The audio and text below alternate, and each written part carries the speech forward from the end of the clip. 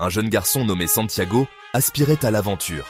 Il ressentait un appel, un murmure dans le vent du désert, l'incitant à aller vers l'inconnu.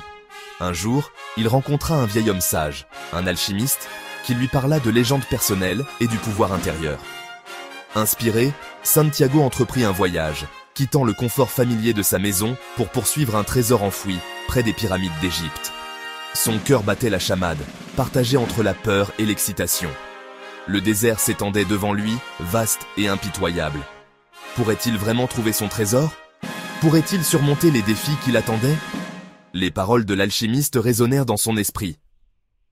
Quand tu veux quelque chose, tout l'univers conspire à te faire réussir. Le voyage fut semé d'embûches. Il affronta des paysages dangereux, un soleil de plomb et des bandits qui lui volèrent ses maigres possessions. Le doute s'est installé, lui murmurant des mensonges insidieux. Était-il fou de poursuivre ce rêve? Peut-être n'était-il pas fait pour la grandeur. Perdu et découragé, Santiago tomba sur la boutique d'un marchand de cristal. Le gentil marchand lui offrit le gîte et le couvert, écoutant patiemment son histoire. « Parfois, dit le marchand, nous devons nous perdre pour vraiment nous retrouver. » Ces paroles ont fait naître une lueur d'espoir dans le cœur de Santiago. Il s'est souvenu pourquoi il avait commencé ce voyage, ce désir ardent de quelque chose de plus grand. Revigoré par la gentillesse et la sagesse du marchand, Santiago poursuivit son chemin. Il rejoignit une caravane traversant le Sahara, apprenant le langage du désert, la danse du vent et les secrets cachés dans le silence.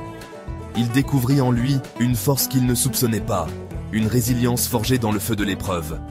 Il a appris à faire confiance à son intuition, au murmure de son cœur qui le guidait vers son destin.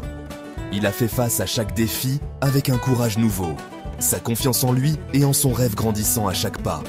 Il réalisa que le voyage en lui-même était le véritable trésor, une transformation de l'âme. Enfin, après d'innombrables épreuves et tribulations, Santiago se tenait devant les pyramides, leur majesté antique le remplissant d'admiration. Il n'a pas trouvé de coffre rempli d'or, mais quelque chose de bien plus précieux.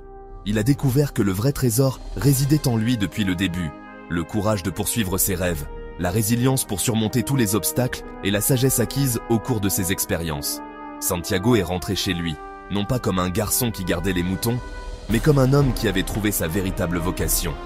Il portait en lui l'esprit du désert, un rappel que le plus grand trésor ne se trouve pas à destination, mais se découvre tout au long du voyage de la vie. Croyez en vous et vous trouverez votre propre trésor.